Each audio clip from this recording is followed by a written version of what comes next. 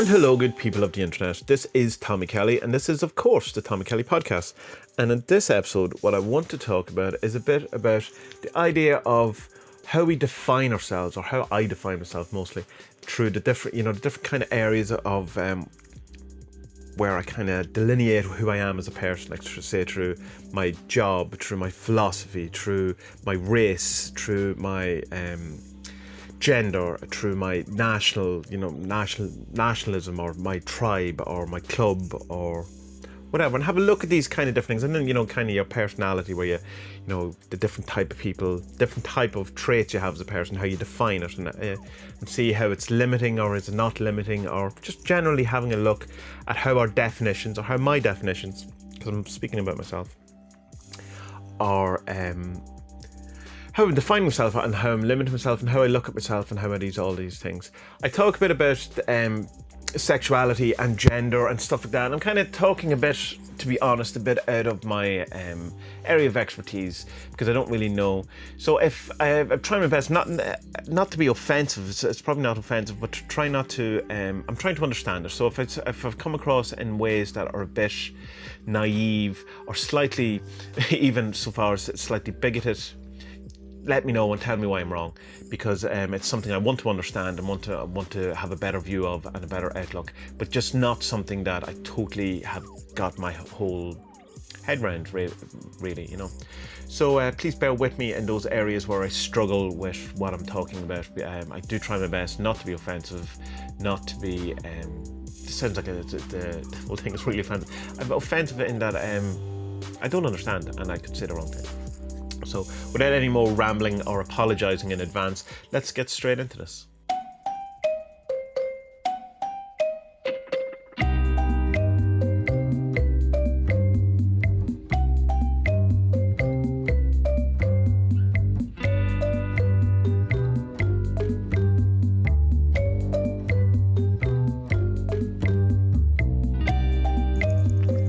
So this past week, I got interviewed as part of a forthcoming documentary that a friend of mine is making, that will be coming out sometime next year.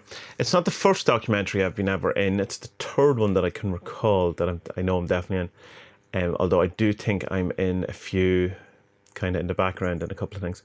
But 3 ones that actually officially have me in, and one of them was about 20 years ago now at this stage, which a crew came down and they were doing, like, it was the final college thing in filmmaking, and they did a documentary all about me and my music and recording and all that thing. That was quite fun. I never actually seen that one. The second one was a comic documentary about Irish comics. Comics as in the art form, not as in the comedy. And that came out a few years ago, and there was a number of big names in the scene, the Irish scene, and we got interviewed. And unfortunately, all I can, when I see it and I look at it, is a huge fat neck that I have in me from, number one, having a fat neck, but two, also from the way I'm sitting the whole way through it. So it's just depressing for me to watch it. But it's on YouTube. I'll try and dig out the links for you if that's something you're interested in. If you want to see Fat Neck Tommy, then head straight on over to YouTube. This one documentary is by the guy behind the Comedy Cast. That's the podcast that I was featured on a number of times. Even though I'm not a comedian or whatever, he was trying to introduce different voices and different ideas into the podcast at one stage.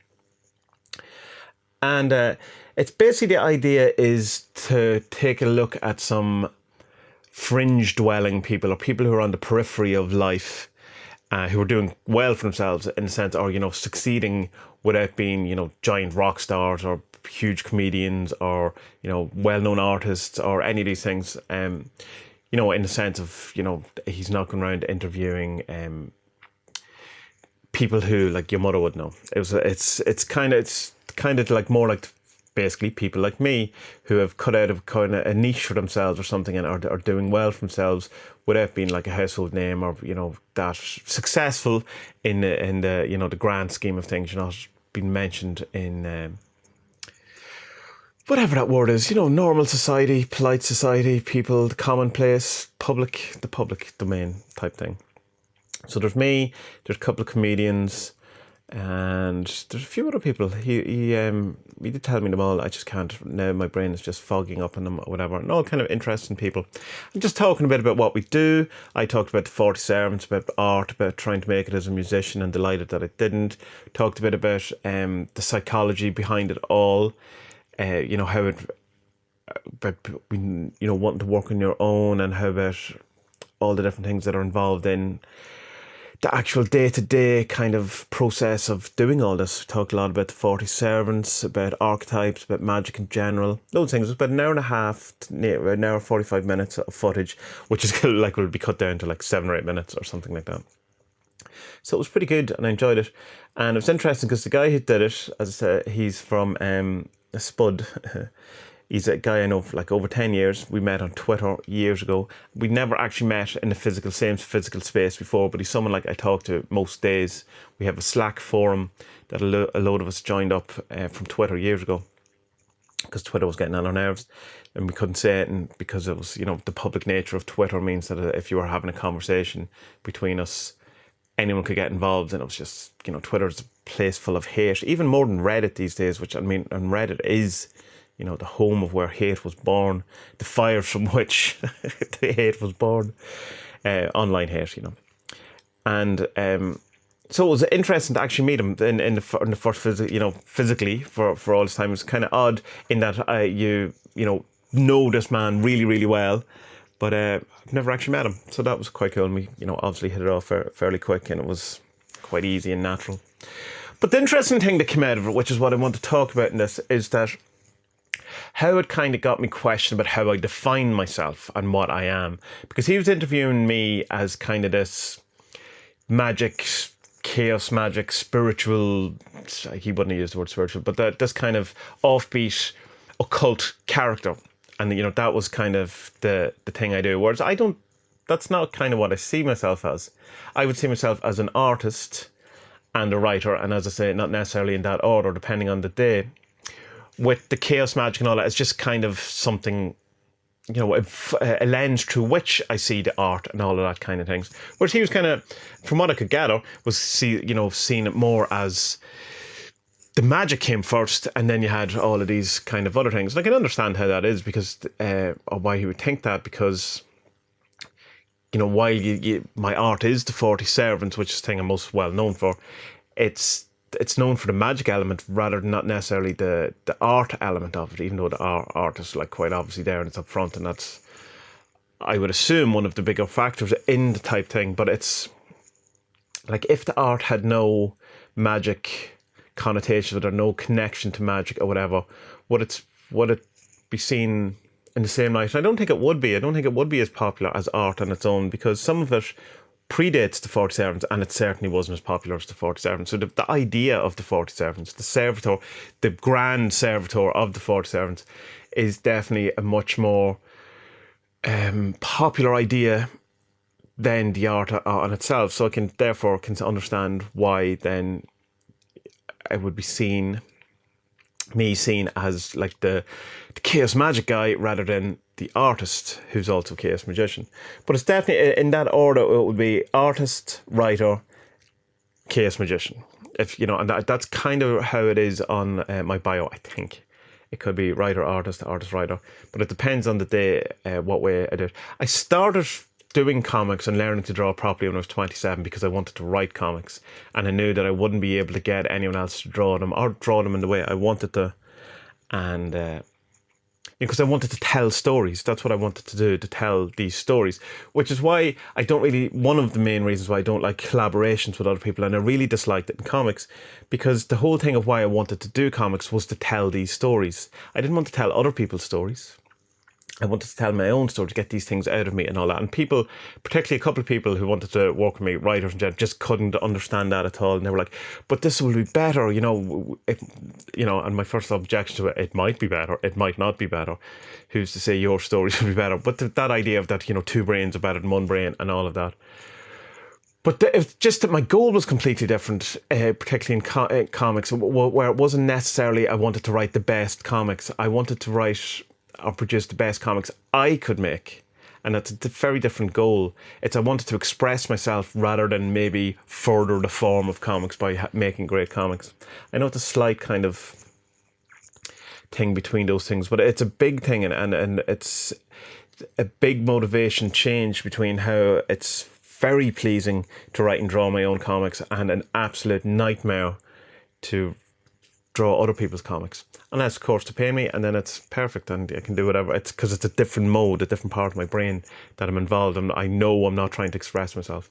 But even working with other people, I've also often found, some not, yeah, there's particular people I have worked with who've been brilliant. But so in general, working with other people on free projects, you know, personal projects, if you want, have been a nightmare, because it always seems that I end up just being someone's art monkey to their ideas, and that my ideas just don't have any say, and very quickly becomes just all about what they want, particularly writers in comics, where it's like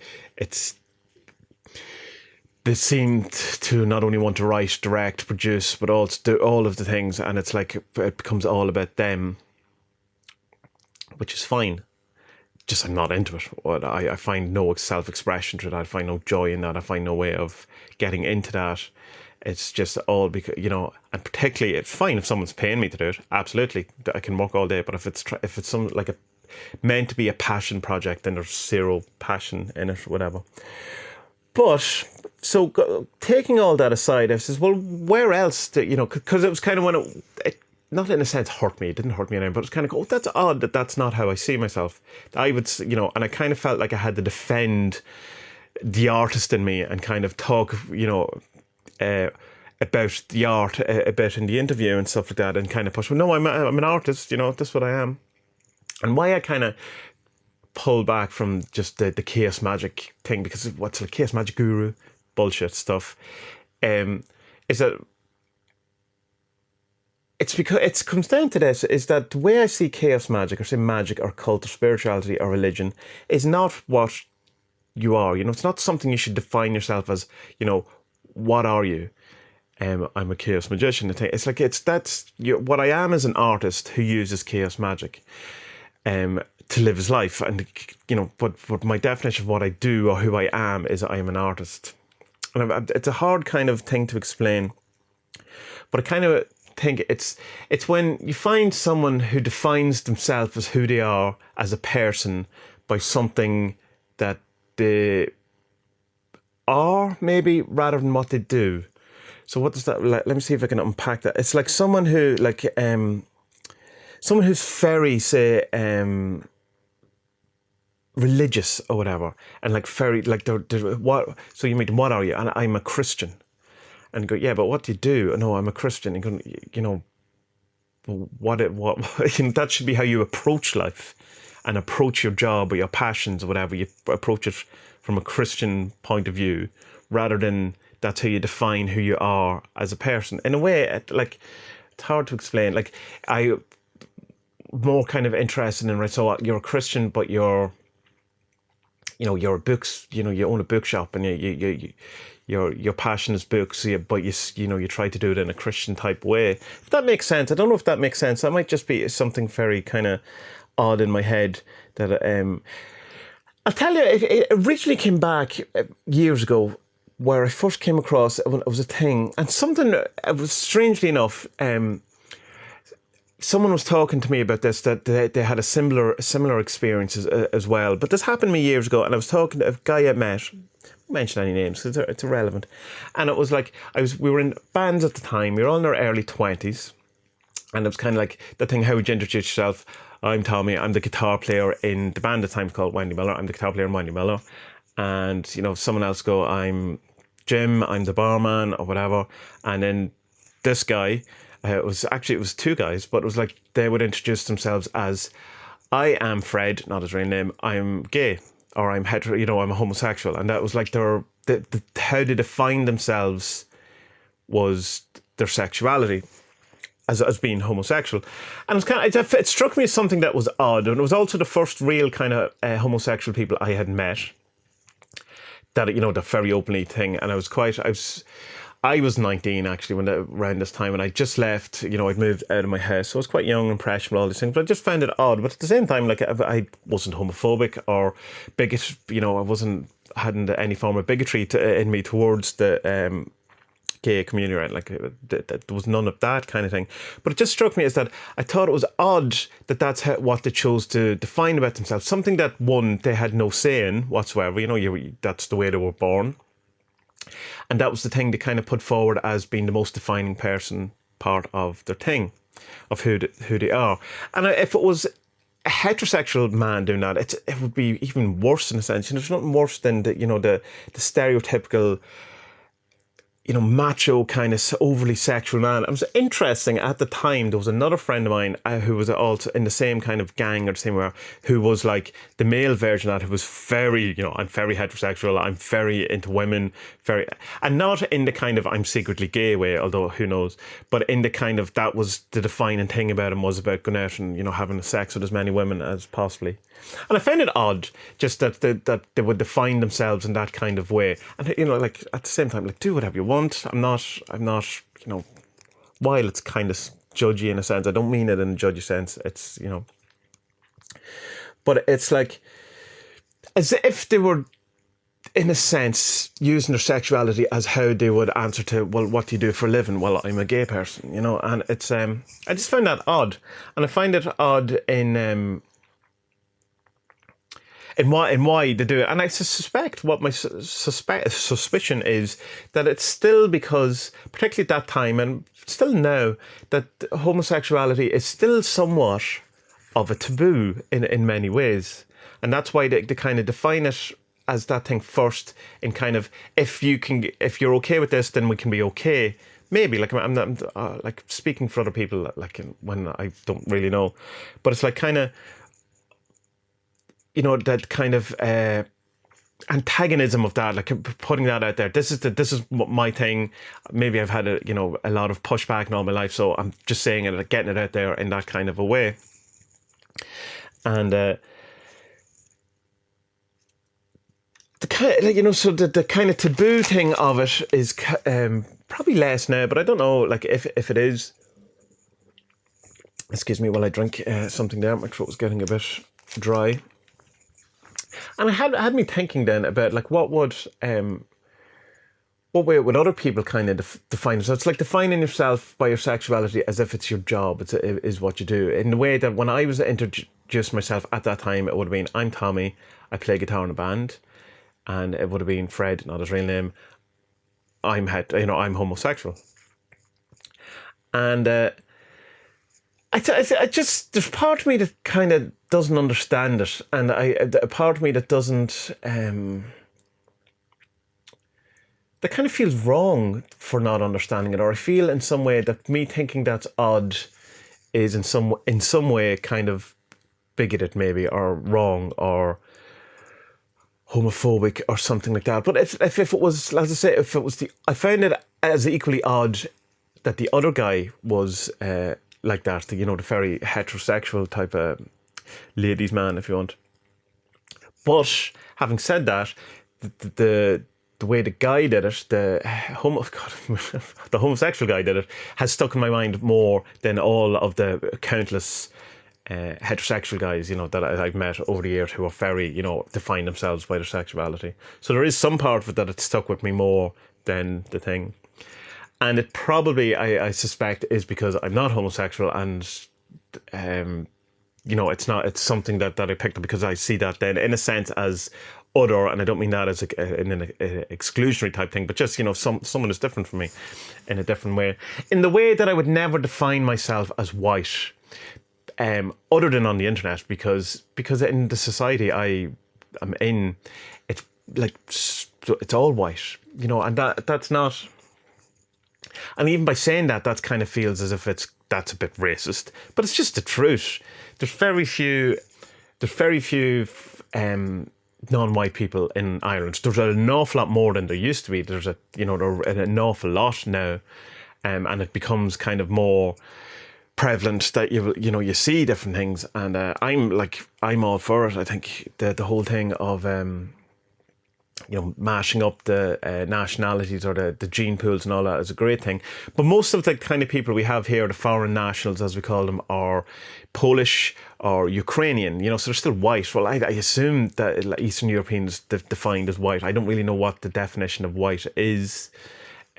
Caucasian, what the thing is, because I assume Russian is, Polish, Ukrainian, all of those Far Eastern type things, but it's not something I would ever define myself as. Whereas I suspect in America or somewhere that's more multi-racial and all that, it would be something that you would have as a definition a bit more than I would.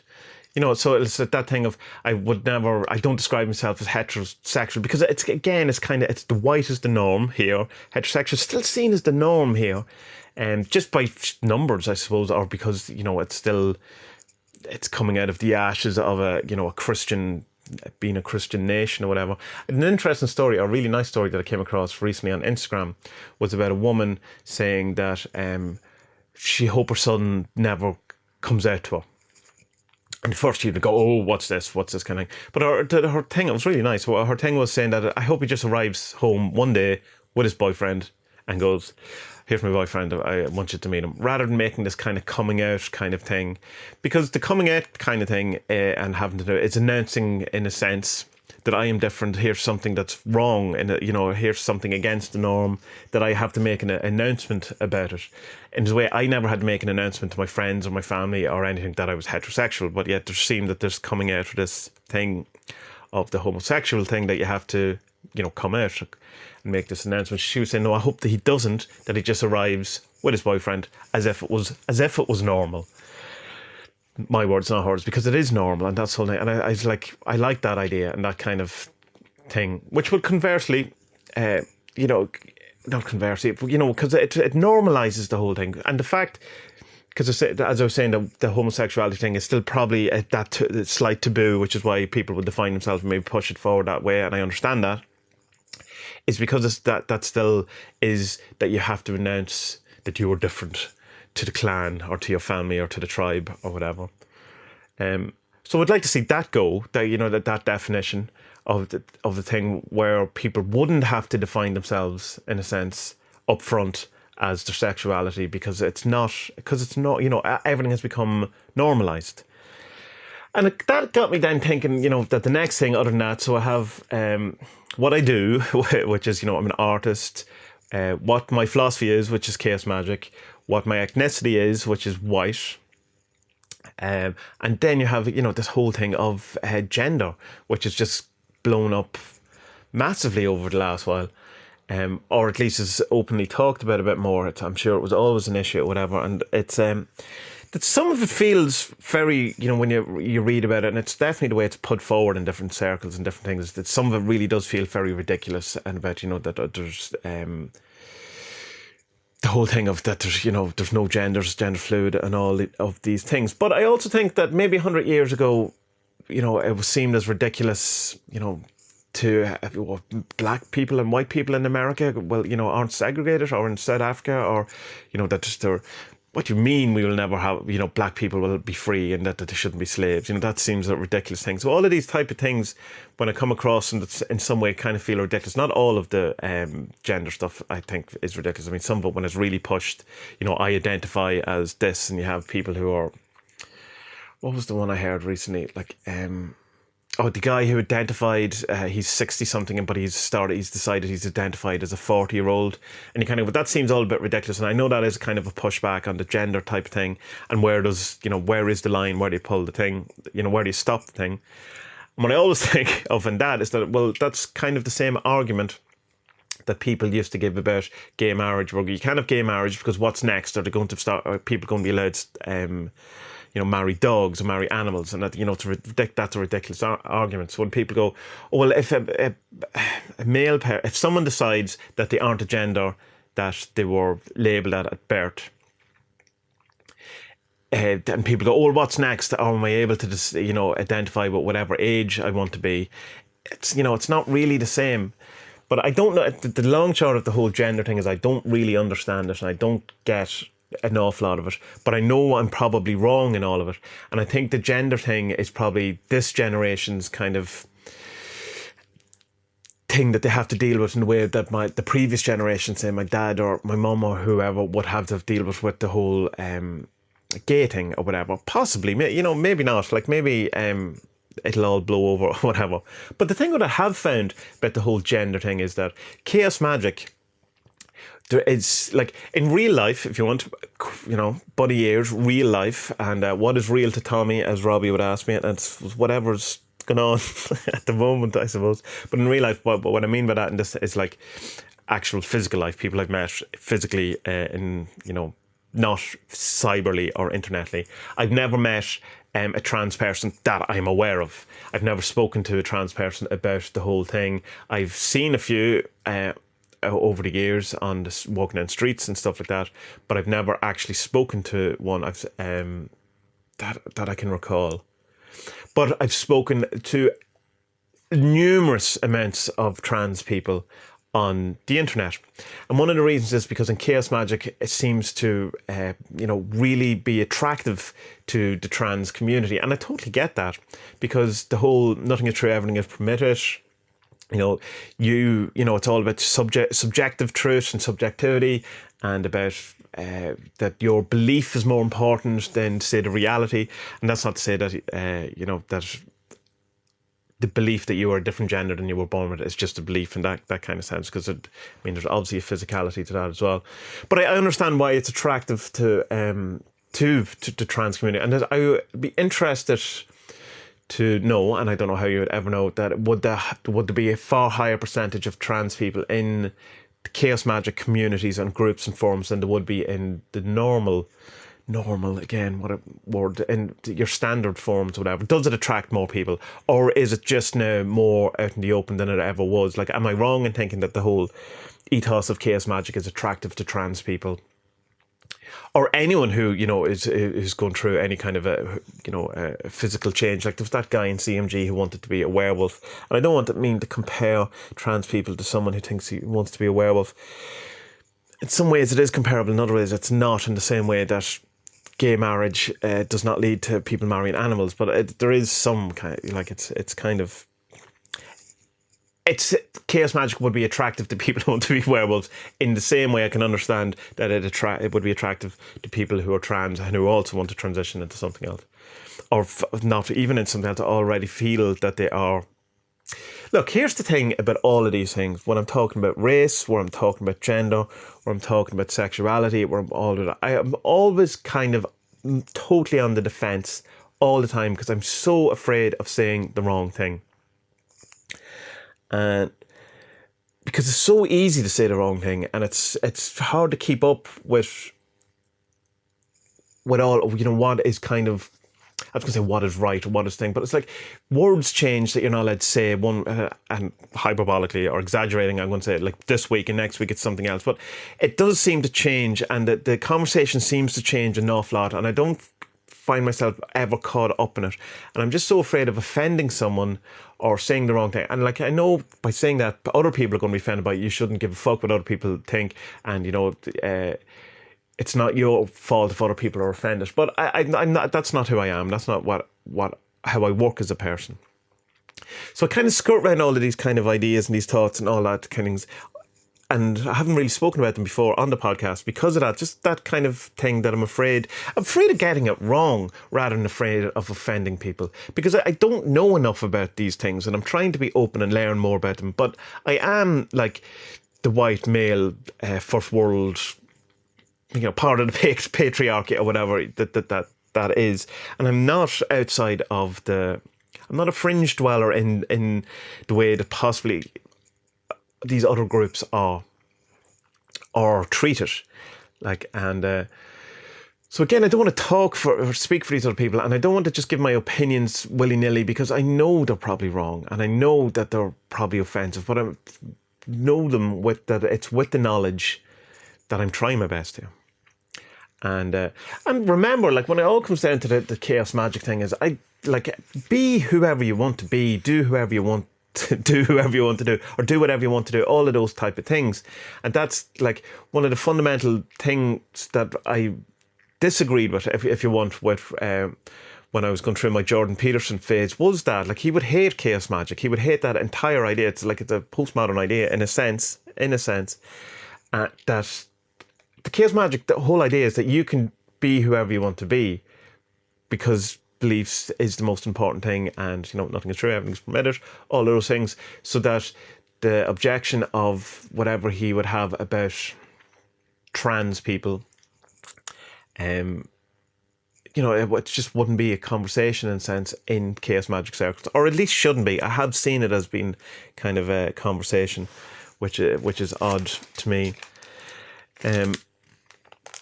But the thing I would always say about where the limits of chaos magic and all that kind of thing is that do whatever you want to be, all of that goodness, but never force that on other people. Like this unverified personal gnosis where you find out some truth about the world or about yourself and then demand, that the rest of the world accept that as truth too and get angry if they don't. And so while, that would kind of be my cutoff point for magic, occult, and, all of these type of thoughts where I can, use your beliefs as your tool, as we are, as prescribed by chaos magic, but don't force those beliefs on other people. So one part of me would go, don't make your beliefs legal on other people. Don't make your chaos magic get other people fired because you've demanded that that's the legal thing. But with the huge caveat of all that is that that's not right in a lot of circumstances. It's like the only reason that, there's gay marriage, there's black people aren't slaves, or a whole host of other things, is because these people demanded the legality of their equalness.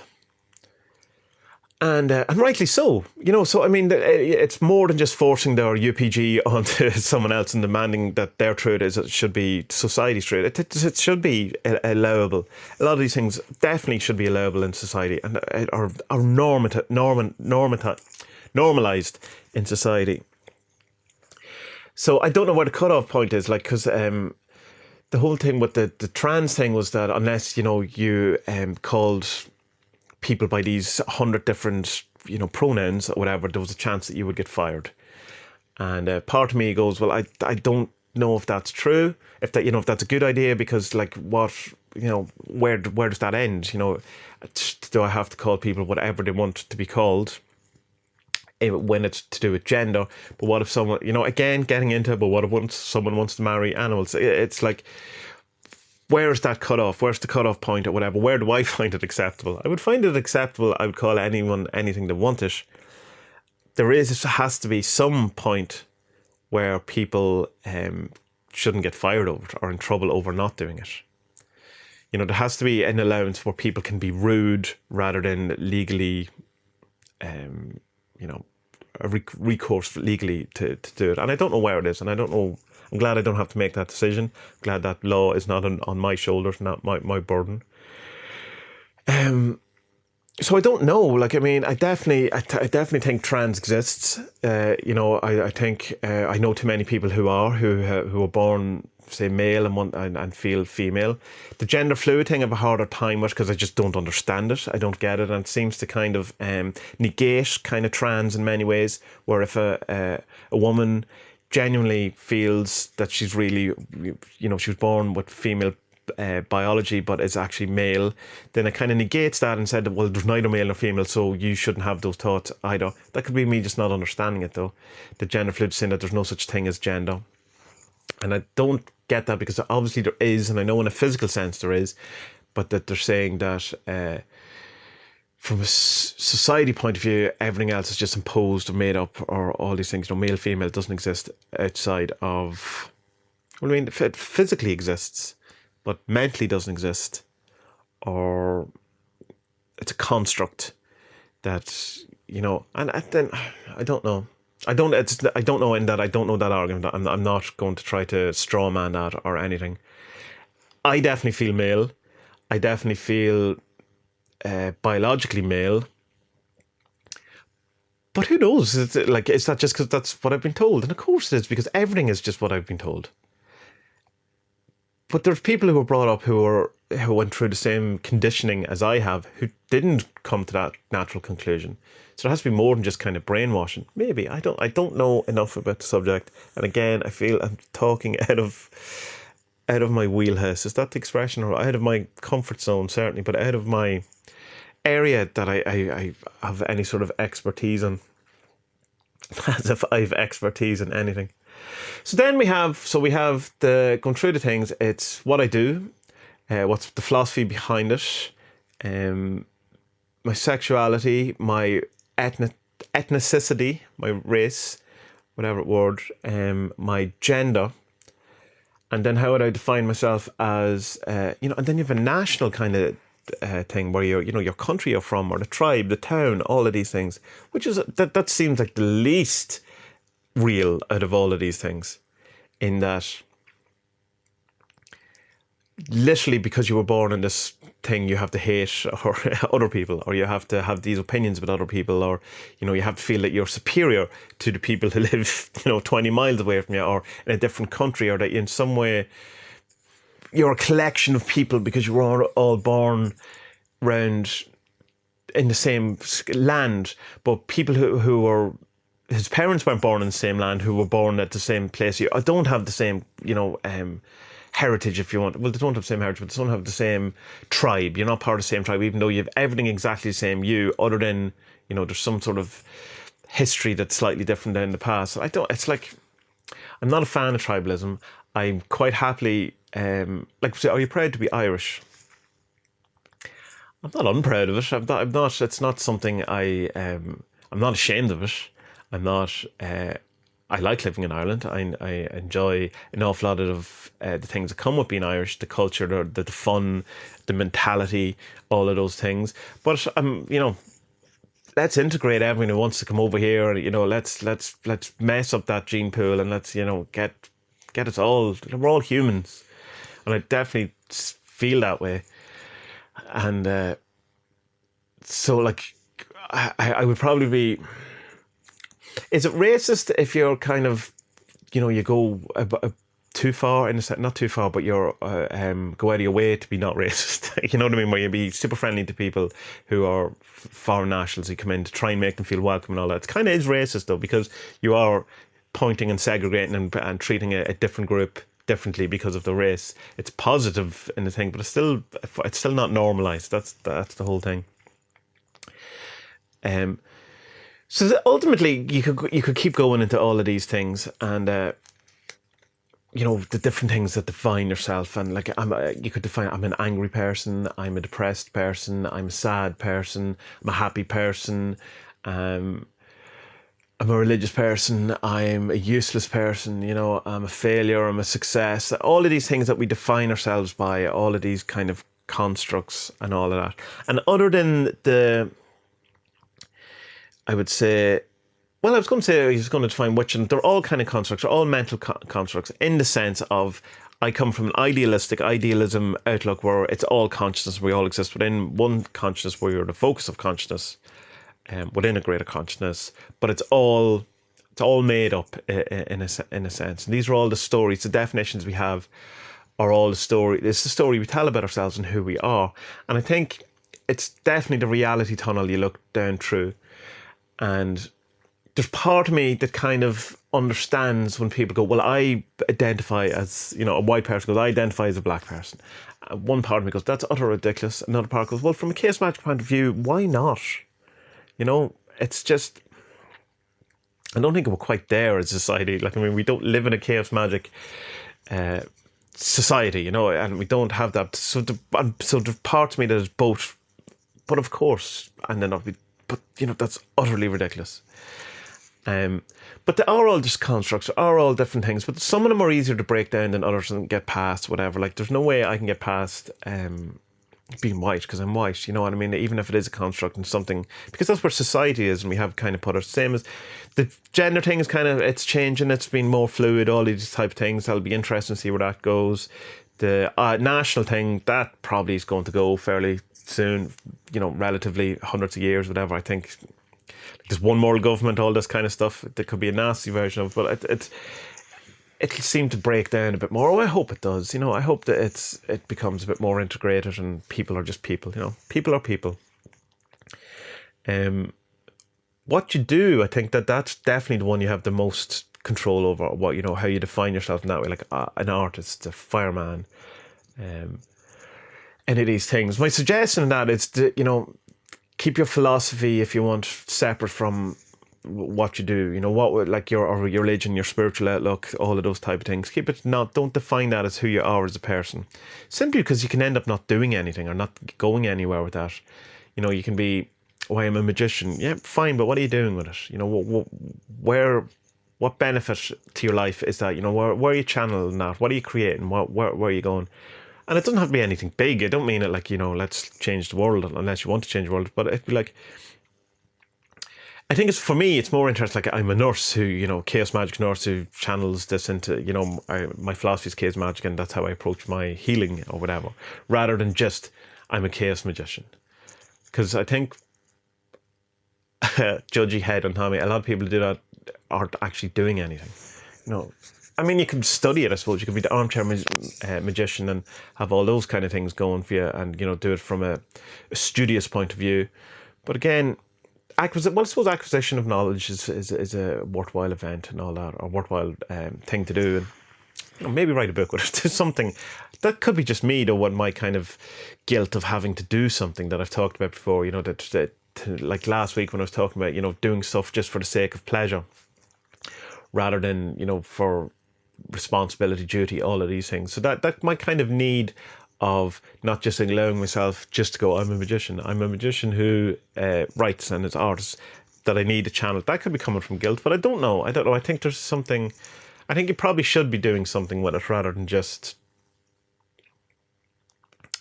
stagnating with it or enjoying it enjoying it for the sake of it. You know, up to you. May you decide that one. That's up to you. All the other stuff is definitions then. Well, you know, I'm an angry person, depressed person. There's a lot to be said in it, and I think you can probably change your mind about these things, and certainly improve or unimprove it. And, you know, you do limit yourself by your definitions of who you are. Something we can't get past, you know.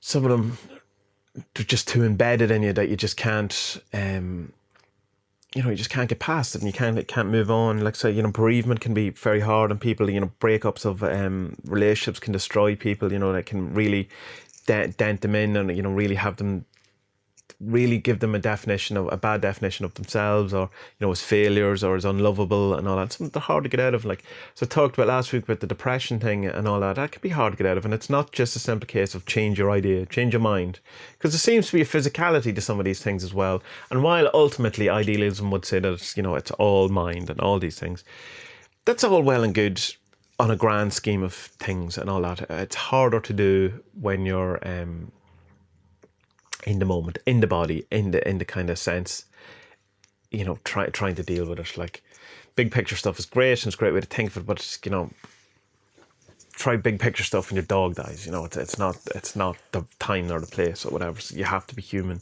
at it and all that. So this kind of all over the place, as if every podcast isn't all over the place. It's just kind of me trying to walk around these different things of how we define ourselves, or how I define myself, and what it is that that I hold on to, that I think is real. Ultimately, none of it's real. What is malleable? What is fluid? What can be changed? What isn't true? You know, what am I not allowing myself? Where am I defining myself and not defining myself, or not allowing myself to have these kind of definitions or these kind of thoughts about myself? And it's an interesting place, and it's one I would advise you to go down and have a look around. And, you know, so how are you defining yourself? What's your thoughts on all of these things? So I'd be very interested in hearing what everyone else thinks about all these things. And again, please know that I come from the right place, or a good place in all of this stuff, and I'm trying to work it all out rather than cast too much judgment, or too kind of, it's more I'm trying to be discerning or articulate about these kind of thoughts in my head to get them all out. But I know that I don't know enough about, I certainly don't know enough about the gender stuff to really have you know, much of a say in it, and so I've probably veered very wildly on that. Defining yourself as who you are as by your sexuality, again, there's definitely something in me there that's picking up on the the homosexuality as other rather than the heterosexuality. So I apologise for that. I'm aware of there's something in it, but I do also think there's something odd in that defining yourself as who you are by your sexuality. I think there's something that I'm either not getting, not understanding, or there's something feels a bit off about that. In the same way that defining yourself by your nationality seems a bit off to me as well, or your tribe, or your town, or something like that. In that kind of real sports sense. There was a guy who I was in a club with not so long ago, and he was he joined the club not that long before me, but he was like really into the whole club, and loyalty and this kind of stuff. And I don't understand. It's like I don't have that. I don't, it was like, he was like, these are the rules. These are how when you're in a club, this is what you do, and you gang together or whatever. And it's like, it's a stupid club. Like, why is there this kind of tribalism thing and this need for loyalty? You can't, even at the detriment of your own goals, or, you can't do this. You can't go and hang out with another tribe or another club, even though it might improve. You couldn't go to another talk by another club because that's, you're letting your side down or something. It's just all this kind of ridiculousness that I don't understand. Anyway, as usual, no real conclusion to this, no real, more just talking it through and trying to come up with some answers or some ideas, or, a wider picture or something to look at than any kind of conclusions. But as always, we're interested to hear what you think about all of these things. And so, yeah.